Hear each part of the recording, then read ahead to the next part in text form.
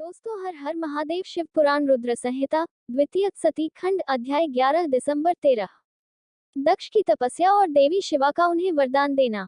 नारद जी ने पूछा, पूज्य पिताजी, दृढ़तापूर्वक उत्तम व्रत का पालन करने वाले दक्ष ने तपस्या करके देवी से कौन सा वर प्राप्त किया तथा वे देवी किस प्रकार दक्ष की कन्या हुई।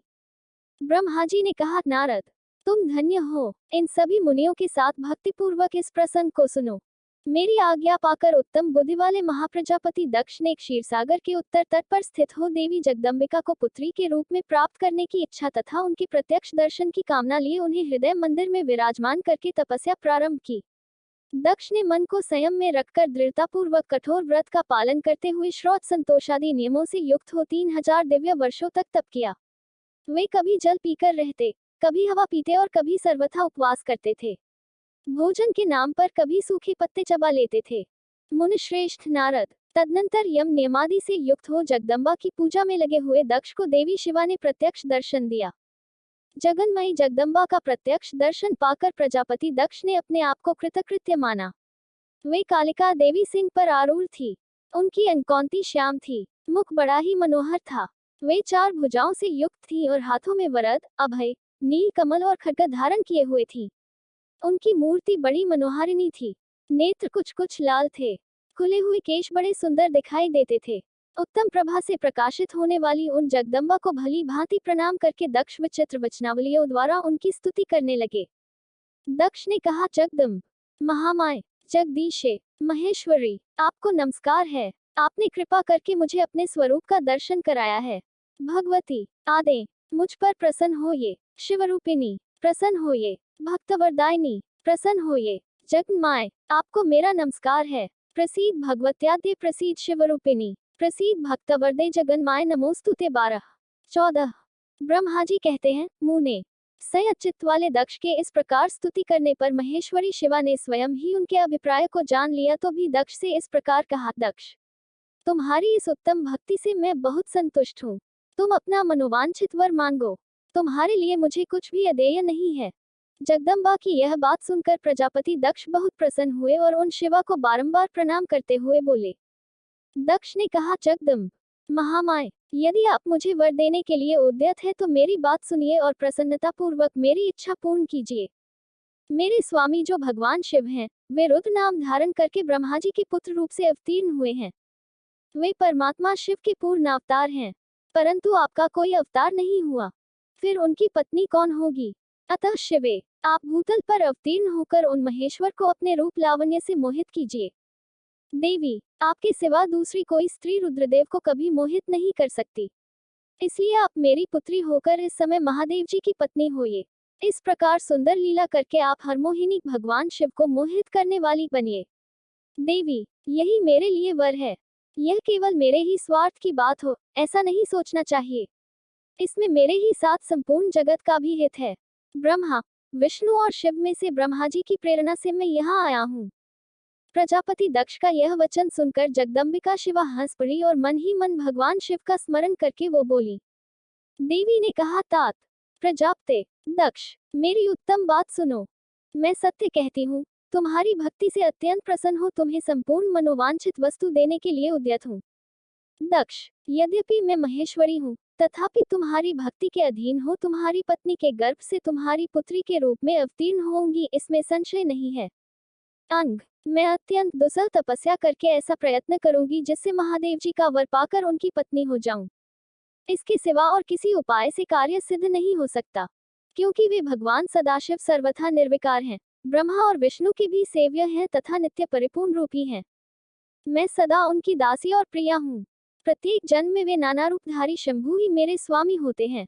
भगवान सदाशिव अपने दिए हुए वर के प्रभाव से ब्रह्मा जी की भ्रुकुटी से रुद्र रूप में अवतीर्ण हुए हैं।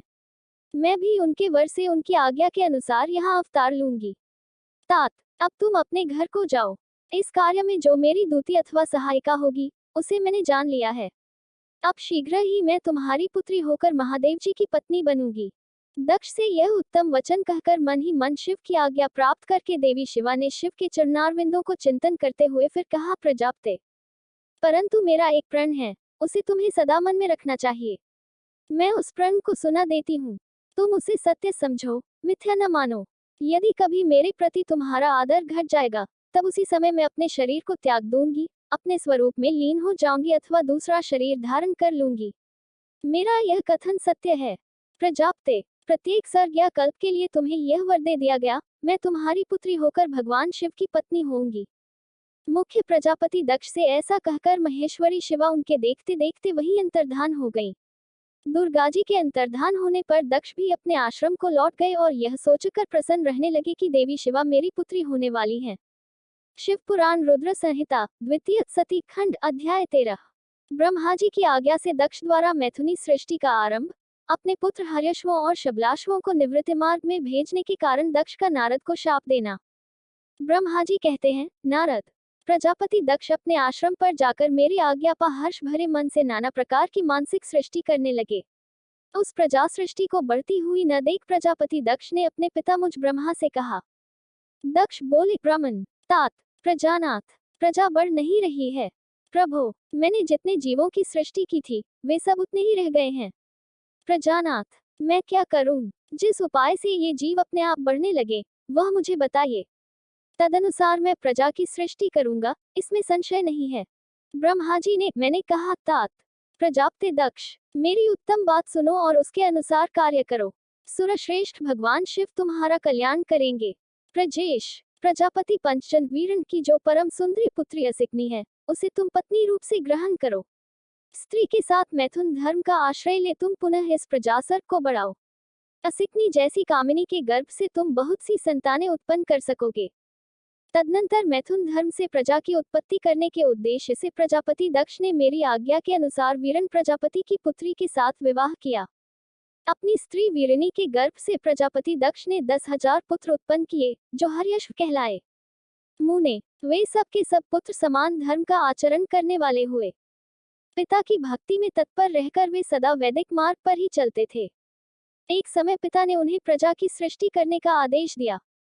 तात, तब वे सभी दाक्षायन नामधारी पुत्र सृष्टि के उद्देश्य से तपस्या करने के लिए पश्चिम दिशा की ओर गए। वहां नारायण सर नामक परम पावन तीर्थ है, जहां दिव्य सिंधु नद और समुद्र का संगम हुआ है।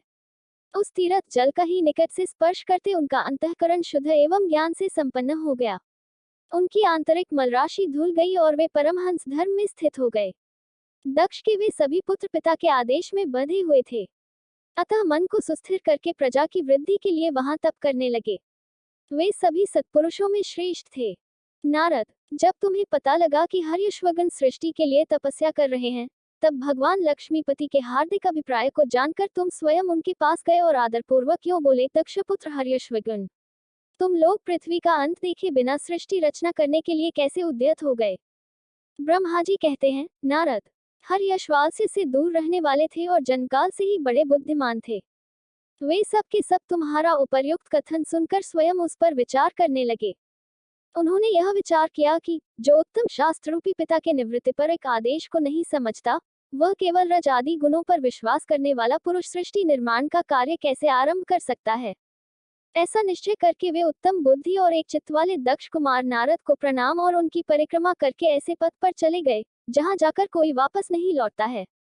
नारद, तुम भगवान शंकर के मन हो और मुने, तुम समस्त लोकों में अकेले विचरा करते हो।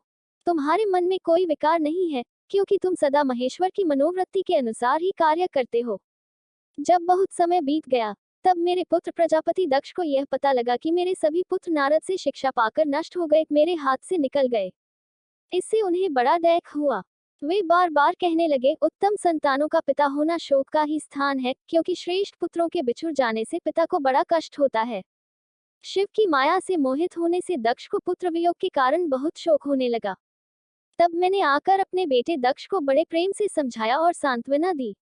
देव का विधान प्रबल होता है इत्यादि बातें बताकर उनके मन को शांत किया। मेरे सांत्वना देने पर दक्ष पुनः पंचन कन्या असिकनी के गर्भ से शबलाश्व नाम के एक सहस्त्र पुत्र उत्पन्न किए। पिता का आदेश पाकर वे पुत्र भी प्रजा सृष्टि के लिए दृढ़तापूर्वक प्रतिज्ञा पालन का नियम ले उसी स्थान पर गए जहां उनकी सिद्धि को प्राप्त हुए बड़े भाई गए थे। नारायण सरोवर के जल का स्पर्श होने मात्र से उनके सारे पाप नष्ट हो गए, अंतःकरण में शुद्धता आ गई और वे उत्तम व्रत के पालक शबलाश्व ब्रह्म प्रणव का जप करते हुए वहां बड़ी भारी तपस्या करने लगे। उन्हें प्रजा सृष्टि के लिए उद्यत जान तुम पुनः पहले की ही भांति ईश्वरीय गति का स्मरण करते हुए उनके पास गए और वही बात कहने लगे जो उनके भाइयों से पहले कह चुके थे। मुने, तुम्हारा दर्शन अमोघ है, इसलिए तुमने उनको भी भाइयों का ही मार्ग दिखाया।